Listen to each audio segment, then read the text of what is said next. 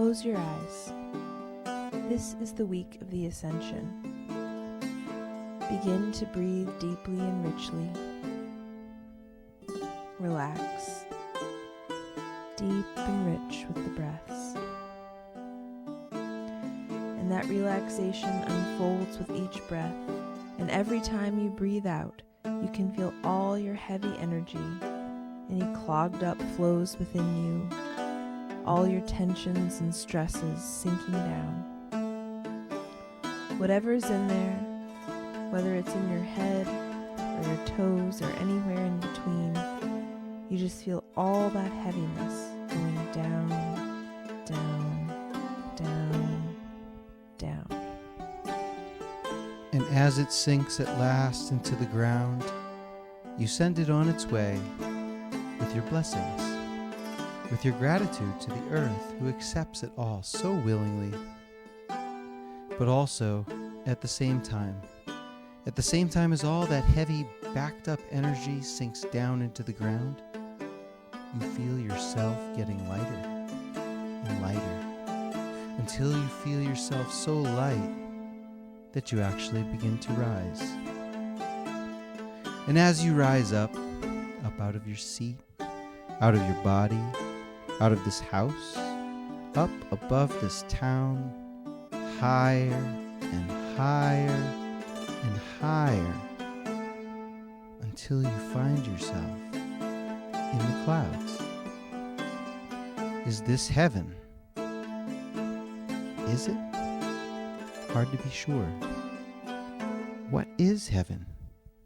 Where is heaven? We don't know. Maybe it's a place.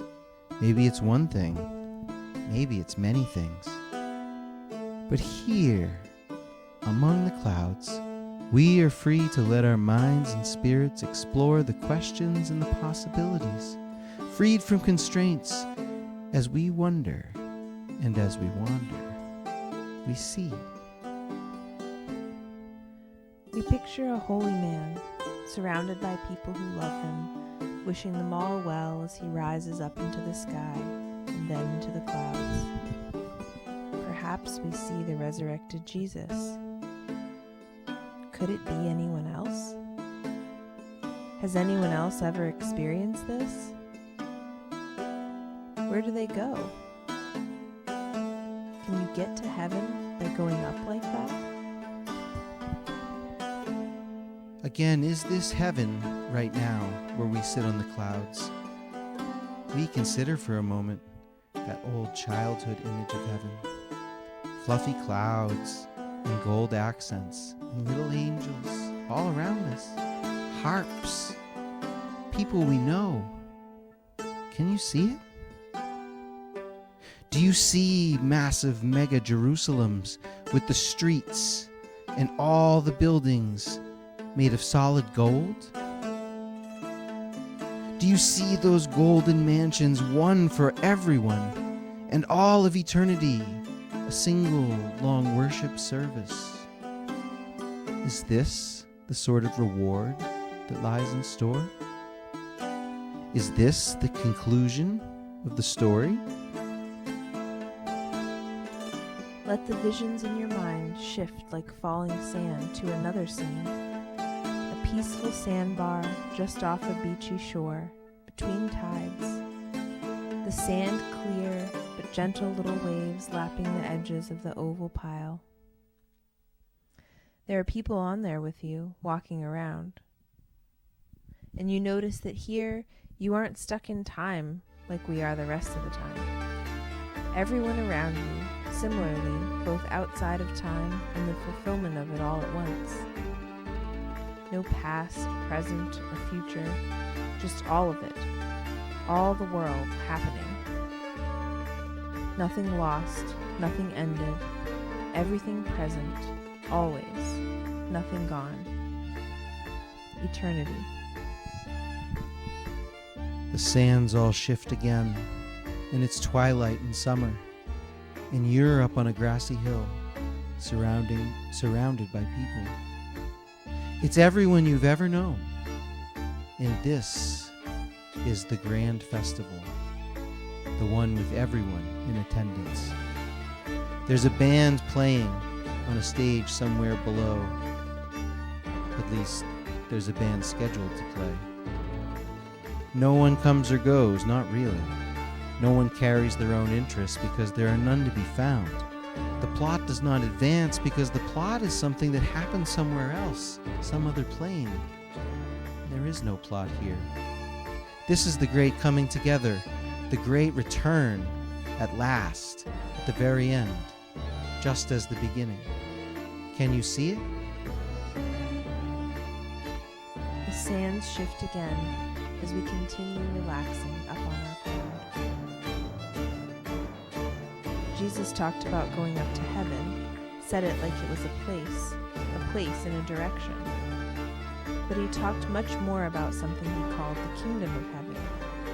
And more than once, he told us that it's all around us, right now, all the time. We just usually can't see it. So what is the kingdom of heaven? What do you see all around us? Do you see a world of equality with social justice? A better world built on the reforms of committed activists and dreamers? Do governments make heavens? Does heaven come from movements? Do religions make heavens? Political parties? Is any of this hard to imagine, even from up here on this cloud? Or what if that kingdom of heaven is a different kind of kingdom? What if it's a kingdom of potential, of the best of us, and we can't see it because it only sometimes pokes all the way through? What if there are ideal forms, even personified as spirits or other beings, just behind what we can see? What if, no matter how imperfect the world and we ourselves might be, there's a higher version that never stops existing, always just outside our vision? What if there's a ripeness that we can cultivate, not just up here on our fluffy cloud, but in the ordinary world? A ripeness that makes it possible for the transcendent, liminal reality to seep in, if only a little bit, into our own. Can we cross over? Can we bring it to life? Can we rise up to the clouds? Can we go beyond? Can we transcend our mortal coil and find ourselves more than we seem to be? What do you think? Perhaps, if we try, either way, we may find out. But for now, despite the Feast of Ascension, it's time for we to come back down off our clouds.